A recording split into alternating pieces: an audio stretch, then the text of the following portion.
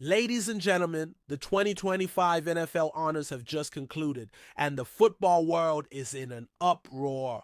From jaw-dropping MVP selections to head-scratching coaching accolades, this year's awards have sparked debates like never before. Buckle up as we dive deep into the most contentious and sensational moments from the ceremony that has everyone talking. Most Valuable Player, MVP, Josh Allen, a deserving winner or a media darling. The MVP award, the pinnacle of individual achievement in the NFL, was bestowed upon Buffalo Bills quarterback Josh Allen. While Allen's season was undeniably impressive, leading the Bills to a stellar record and showcasing his dual threat capabilities, many argue that this choice reeks of media favoritism. Critics point to Baltimore Ravens quarterback Lamar Jackson, who not only matched Allen's statistical prowess, but also delivered in clutch moments, propelling his team through a tougher schedule. Jackson's dynamic playmaking and leadership were pivotal, yet he was snubbed. Is this a case of the NFL's infatuation with the Bills narrative overshadowing true merit?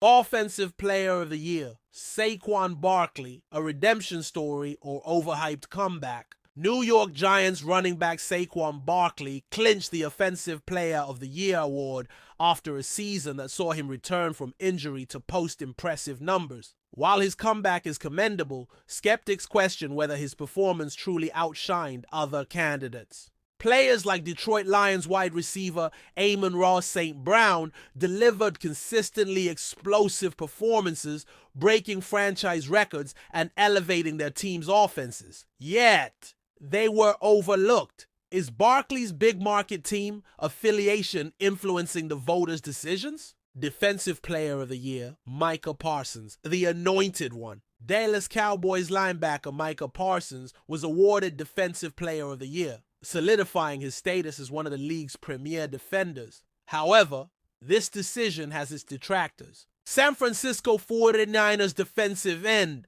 Nick Bosa led the league in sacks and was a relentless force on the defensive line, wreaking havoc on opposing offenses. Many believe Bosa's impact was more substantial and question whether Parsons' star power and the Cowboys' media prominence swayed the vote. Coach of the Year, Dan Campbell, mastermind or beneficiary of circumstance? Detroit Lions head coach Dan Campbell took home the Coach of the Year honors after leading his team to a surprising playoff berth. While the Lions' turnaround is noteworthy, some argue that other coaches were more deserving. Miami Dolphins head coach Mike McDaniel navigated a tumultuous season, dealing with key injuries and off-field controversies, yet still guided his team to an impressive record. Is Campbell's award more about the narrative of the Lions' resurgence than actual coaching acumen? Offensive Rookie of the Year, Bryce Young, crowned too soon? Carolina Panthers quarterback Bryce Young was named Offensive Rookie of the Year after a season filled with highlight reel plays. However, his inconsistent performances and turnover issues cannot be ignored. Houston Texans running back Dameon Pierce delivered steady and impactful performances week in and week out, providing a reliable offensive weapon for his team. Yet he was overshadowed by the flashier quarterback. Is this another instance of quarterback bias in award selections? Defensive Rookie of the Year, Sauce Gardner, hype over substance. New York Jets cornerback Sauce Gardner was honored as Defensive Rookie of the Year, celebrated for his lockdown coverage. But a closer look reveals that he benefited from a strong defensive scheme and support from veteran teammates. Jacksonville Jaguars linebacker Devin Lloyd showcased versatility and leadership, often tasked with anchoring a less talented defense. His contributions were arguably more critical to his team's performance. Did Gardner's big market exposure give him an unfair advantage? Comeback Player of the Year, Michael Thomas, a feel-good story or premature praise? New Orleans Saints wide receiver Michael Thomas was awarded Comeback Player of the Year after returning from a prolonged injury absence. While his return to the field is a positive development, his actual production was modest. San Francisco 49ers quarterback Jimmy Garoppolo overcame multiple injuries and trade rumors to lead his team deep into the playoffs, displaying resilience and performance.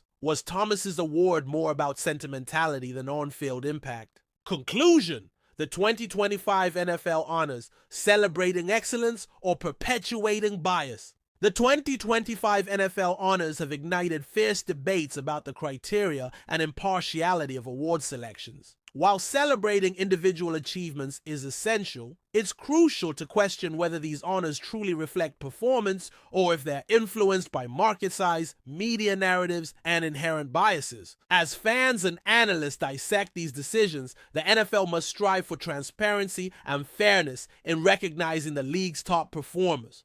Only then can the NFL honors regain their credibility and truly honor the spirit of competition.